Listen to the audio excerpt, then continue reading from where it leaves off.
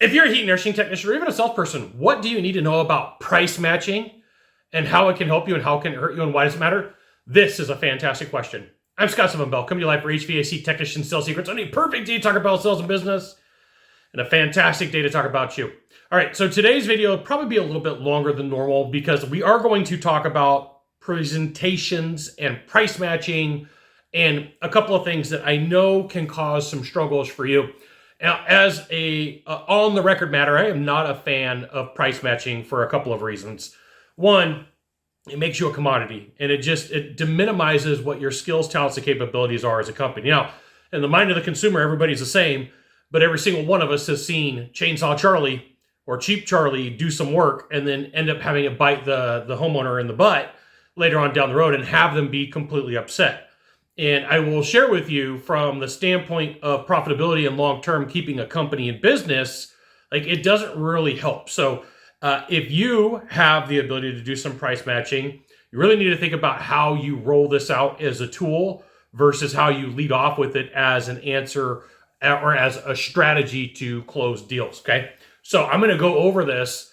Just know that if you advertise that you have a low price guarantee, you are absolutely inviting the most difficult type of people to deal with. Because if you say, hey, we absolutely have the lowest price, then what they're going to do is they're going to go out and shop against you and they're going to talk to 400 people, right? There are some of these buyers that talk to 400 people, and then all you're doing is just like, okay, well, it doesn't matter what we bring to the table. Our presentation about quality, our presentation about how we work really doesn't do anything for you. It's just what's the cheapest bottom line, and then you're treated poorly.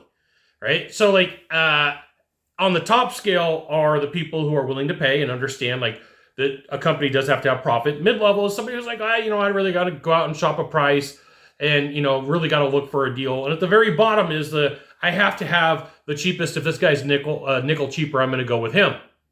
Right? So if you're advertising this, be aware that if you have a lot of beat down and you're getting a lot of beat down, then this is where it's coming from. Now, here's the thing. If you want to be better at sales and be better at what you do, you should absolutely join my email publication, HVACTechSecrets.com. I'll give you the goods, not in the Facebook group, not in the YouTube channel. And this is one of the reasons why you really want to take a look at the type of company that you're looking for to see what the premise is that you're going to be selling against. Like me personally, my personal opinion, if I had to go sell today and somebody says we've got a lowest price guarantee, that would move that company down to where I would be willing to sell. And it would also include the commission structure. Like, what's the mini on that? If you're going to make me go through a work of art to try to make this thing sell, and then it's going to give me $50 to close the deal, the time value money isn't there. It's not, right? Just me personally, okay? So here is what you're up against. Buyers who get multiple bids don't remember everything that has been said from 1 to 400 different companies that come out. And so what ends up happening is in their mind, they're just Frankensteining all this information together and it just goes together as a blur.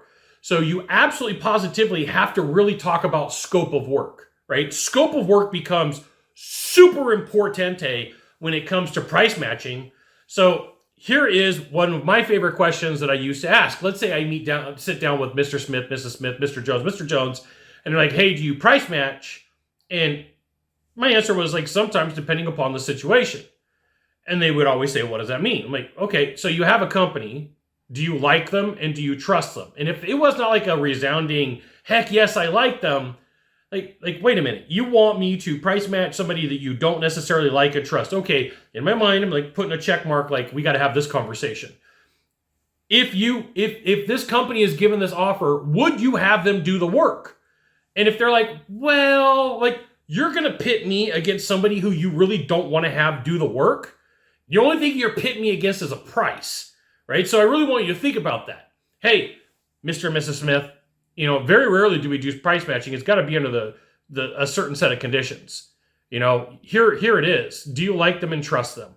Well, like, okay, then you're not really doing yourself any favors. All you're after is you're trying to buy a price. Right? You're not buying a unit. You're not buying a system. You're buying a price at that point. So would you have the company do the work? So you really need to narrow it down to skills and talents, knowledge and personality, right? And here's the thing. when you put up your fight against, hey, price matching is this thing that we very rarely do, you're pushing up the value of your company. You're not a commodity, and you don't need this today. You don't need this today. You need this in the future when there's going to be a problem, right? Almost every time I ever got into a price matching situation, the cosmic justice of the world fell upon me on top of my head, right? And I always had a problem on that job, and it was devalued, and I was just a piece or a number in an Excel file or a number on a piece of paper. I wasn't a human being, right? I bought a price. And that's where you get stuck. So price matching is about confirmation, right? It's going to be some work on your part, right? So you are Mr. and Mrs. Smith. I go, very rarely do we price match. We do have an agreement, but here's the thing. In order for me to do that, I have to put visual eyes on the agreement, and I have to send it into my office. Two things. I have to see it, and I have to send it into my office. And you're like, hey, Scott, why would I do that? But because I don't know how many times I sat down with homeowners and business owners in my lifetime, and they're like, well, I got bids from another company, and you're at 20,000 and they're at 18. I'm like, great, show me. Well, Scott, that's unethical. I'm like, it's not unethical for you to bring it up. It's not unethical for you to tell me you got a better price. And when I ask for proof, now all of a sudden it's a problem, right? Like, you got to be super calm about this, not super aggressive. Like, you got to be playful, right? So how does this work? How does this work? In your mind, you could freak out like, oh, I'm going to knock tables over. But realistically, you got to be super playful and go, come on, right? Like, you want me to match a price that I don't see and I don't even know the scope of work. And so here's what inevitably happens. Like, if you have, and you are talking about, like, I don't know, mid-tier piece of equipment, 2-stage, it didn't matter how many times we'd have this conversation, like, the information would come out and you were talking about a 1-stage unit, right? So it's like, okay, for me, got to be apples to apples. And then it's scope of work. So if enlarging return isn't in there, a filter base isn't in there, here's all the things. Mr. and Mrs. Smith, we do have a price matching guarantee for base level of the work that's being done, but if we have to perform more work to make the system operate properly, I have to add that back in, right? Or I'm going to have to write all sorts of exclusions of why this piece of equipment isn't going to work. I can't tell you how many times I would be up against somebody there. Hey, Scott, we want you to price match. I go, hey, under certain conditions, we might do that. Here's what it's going to take. It's going to take for me to get eyes on that proposal. 2, I got to send it to my manager. And 3, we are going to compare line item, scope of work, item for item. And if it's not in there, I got to add it back in to make that system work properly. And this is the value of what I bring to the table. You're constantly pushing up, right? You're constantly pushing up. Here's all the things that my company does and brings to the table. Now, here's the other thing. Warranty for warranty, right? So if there is some sort of cool warranty that you have about surprises, or if there's some sort of cool warranty that you have about time of getting to somebody to see them, hey, if you want me to match apples for apples, we are doing line item down, like line for line. You're not getting all the goods. You're getting excluded. And so people are like, well, I want all of that stuff. Like, great. You can have it, but let's talk about the value that you're willing to represent to that. What do you think that that's worth to you? Right? So, like, if you have some sort of surprises guarantee, if you have some sort of time guarantee, what's that worth to you? Oh, it's worth $200. Good. We're going to add back in $200, right? But here's what you got to do is you got to go down line by line and say, what would that be worth to you? What would that be worth to you? What would that be worth to you? And then you're going to take your net number and you're going to say, this is what we're going to add to the agreement. They're going, well, why would we do that? I'm like, because that's what you just shared with me. That's what it's worth, right? So if you're going to go into a price match and it's going to be super easy, you're setting yourself up for failure, because now you are a freaking commodity. You want to get treated poorly? Be a freaking commodity, okay? So you have to build the value in the company and talk about, oh yeah, hey, look, we talked about adding a return. They didn't. This is the value of what I bring to the table. Oh, they didn't talk about the line set. They didn't talk about how they were going to deal with the kinks in the behind the wall or the issue that you have up in the attic. Like, this is why you chose me. And at some point, you have to have the conversation of why do you want me to do it? And you can move all of this stuff around. You do want to find out why did you choose me? And they may come back to skills, talents, capabilities. It could be knowledge. It could be personality. It could be that they don't want to tell you this, but they thought that they could get one over on you, okay? So then you have to build in your exclusions. Hey, here's the things that are not included, and here's the things that we're going to have to charge you for, because that's not in Cheap Charlie or Chainsaw Charlie's price. So to price match, just to say that you did it, is not doing anything to your favors. Now, then you're going to have to do a lockdown technique. I just want to confirm, now that we've gone over everything, you like the company, you like the product, you like the service, you like the warranties and guarantees that we were able to do because it matched what everybody else had, right? And then let's just say for a second that I could do this. What happens next?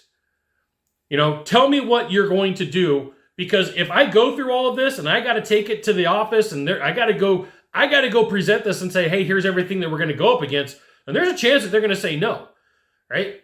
I need to know that you are on board for doing this, and you're not just going to go out and just keep shopping this and then turn it into, well, Jim said this and then Ed said this and now it's going to be $50 lower. You are done shopping, right? Let's say for a second I can do this. You are done shopping. I'm your guy, because what I'm not going to do is come back and renegotiate against myself, right? I need to tell you the way that it is. Once that greed gland is induced, people start going, well, maybe I could save another $5.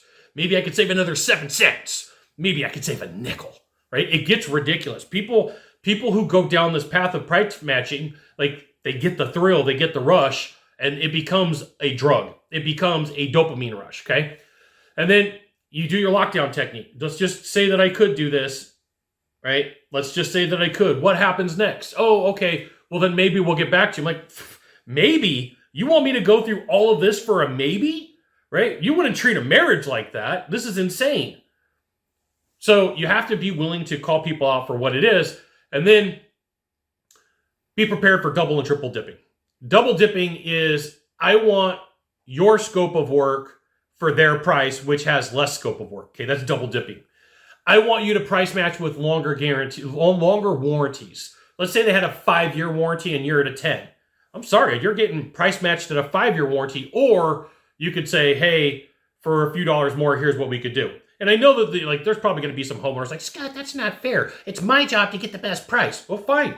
You're the dude or the chick that complains that company went out of business 3 years later and nobody will work on your equipment, right? That profit, whether it's this big or this freaking big, is what keeps the company running. Like, nobody ever wants to talk about this. You're stuck on price. You're stuck on this is what it's got to be until there's a problem, and then some technician or a salesperson comes out and has to hear for an hour why Cheap Charlie is no longer in business.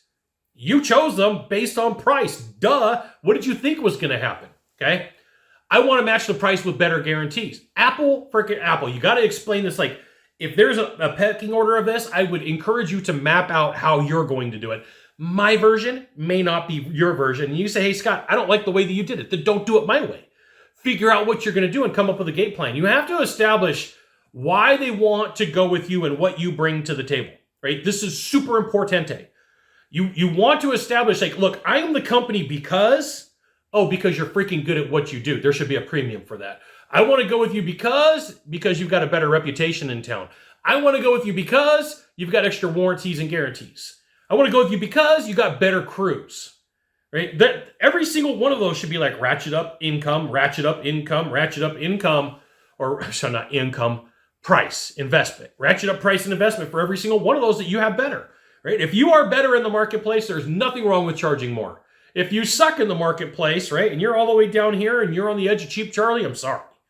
There's nothing in it at the end of the year. I sit down in consulting gigs, and there's a lot of times where I look at companies across the board and across industries, and I'm like, you're not charging enough.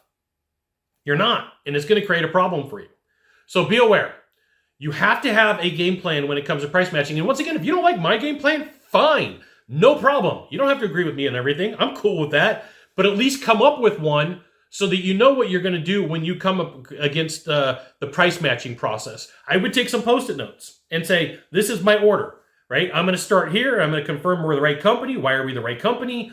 And then I'm going to say, this is what we got to do. We got to take a look at your proposal and we got to send it in. And here's the thing. If you do have a price matching guarantee, and this is in writing, this is the one thing that's going to help you, right?